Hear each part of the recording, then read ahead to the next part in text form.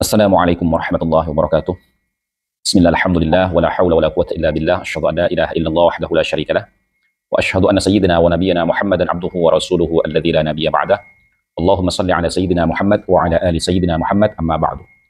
Para saudara-saudariku sebangsa setanah air dimanapun kalian berada, para sahabat-sahabatku, para subscriber, para netizen yang budiman, selamat datang kembali di channel Gus Hasan Asy-Syarif Official. Semoga kita selalu dalam keadaan sehat jasmani dan rohani kita, dimudahkan segala urusan kita, dilancarkan rizki kita, dan diberkahi hidup kita fid dini wad dunya wal akhirah. Amin Allahumma amin. Pada kesempatan video kali ini, teman-temanku sekalian, saya ingin menyampaikan dan mengucapkan turut berduka dan berbelasungkawa terhadap terjadinya tragedi di Pemalang, baik dari kalangan FPI maupun PWILS yang menjadi korban atas provokasi-provokasi yang tidak bertanggung jawab dari oknum-oknum yang menjadi orang-orang yang tidak menghargai dan tidak menghormati kedaulatan hukum di negeri kita. Jadi bagi saya, sebagai putra-putri bangsa, kita harus bersyukur dan menjaga kedaulatan hukum yang berlaku di negara tercinta kita ini sebagai bentuk rasa hormat dan terima kasih kita kepada para pendiri bangsa dan juga pengorbanan para pejuang kemerdekaan. Karena apa yang kita hadapi pada saat ini, yang kita alami dan kita nikmati, ini adalah hasil dari jerih payah perjuangan para pendiri bangsa dan para pejuang-pejuang kemerdekaan. Nah, kembali kepada kasus atau tragedi di Pemalang, ini yang menjadi korban adalah putra-putri bangsa kita sendiri, teman-teman. Di mana mereka ini sebenarnya adalah korban dari manipulasi politik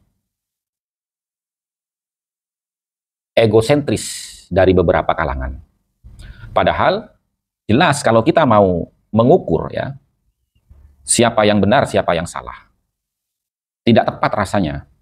Tapi kita lebih kepada berbicara tentang konsekuensi hukum yang berlaku. Jelas kalau melihat konsekuensi hukum yang berlaku, maka Habib Rizik dan FPI-nya itu bersalah, teman-teman. Kenapa bersalah? Karena jelas FPI itu adalah organisasi yang dilarang oleh pemerintah kita dan dibubarkan oleh pemerintah kita. Walaupun kemudian dia itu berkamuflase dari Front Pembela Islam menjadi Front Persaudaraan Islam, tetap saja atributnya masih atribut yang sama seperti yang digunakan di FPI. Artinya, secara konsekuensi hukum, mereka ini sudah melanggar terhadap hukum yang berlaku di Indonesia. Artinya mereka ini adalah organisasi ilegal karena tidak punya izin. Anehnya, pemerintah setempat kok memberikan izin adanya pengajian Habib Rizik beserta dengan FPI-nya. Nah, ini yang perlu dipertanyakan, teman-teman. Jadi kami di sini tidak menyalahkan siapapun dan tidak membela siapapun. Tapi kita mengajak untuk introspeksi diri. Introspeksi diri agar supaya bagaimana caranya putra-putri bangsa ini tidak bentrok secara fisik. Kita berbeda pendapat dalam narasi-narasi ilmiah, dalam argumentasi keilmuan, itu hal yang wajar karena itu bisa mengasah kecerdasan intelektual kita. Tapi bukan berarti lalu kemudian dijadikan sarana untuk memecah belah dan mengadu domba. Karena saya khawatir, teman-teman, kalau ini tetap dibiarkan saja, takutnya nanti kejadian seperti Rohingya itu terjadi, teman-teman. Karena, mohon maaf, masyarakat ini sudah geram, sudah gerah, ya, dengan tindakan-tindakan provokatif, anarkis dari kalangan Ba'alawi. Dan saya mohon kepada para Ba'alawi ini untuk menahan diri. Jangan memprovokasi, jangan membuat gaduh dan menjadikan suasana menjadi semakin panas. Kalau Anda tidak mampu membantah argumentasi dari kelompoknya Kiai Imad, maka bijaklah di dalam bersikap. Jangan memprovokasi orang yang tidak mengerti tentang kaedah-kaedah isbat nasab. Anda ini punya hak yang dilindungi undang-undang untuk tetap percaya dan meyakini Anda sebagai zuriyahnya Nabi berdasarkan informasi yang Anda terima turun-temurun dari leluhur panjenengan semua.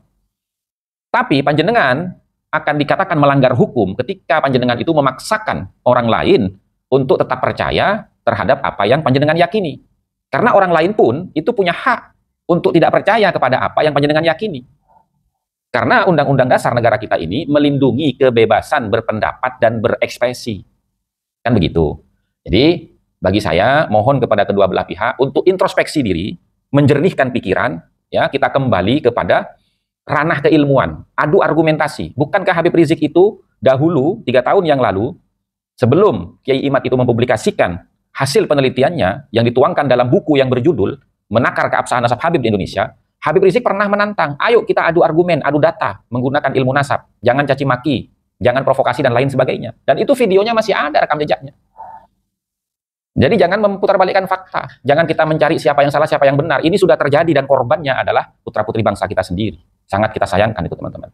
Mudah-mudahan ke depannya ini tidak terjadi lagi dan pemerintah dengan langkah sigap dan tegas ya mengambil keputusan untuk melarang adanya kajian-kajian yang provokatif dan cenderung ya merendahkan satu sama lain. Demikian dari saya, mudah-mudahan bermanfaat dan menjadi bahan renungan kita bersama demi keutuhan bangsa dan negara kesatuan Republik Indonesia. Wallahul muwaffiq ila aqwamit thoriq wa lafu minkum. Assalamualaikum warahmatullahi wabarakatuh.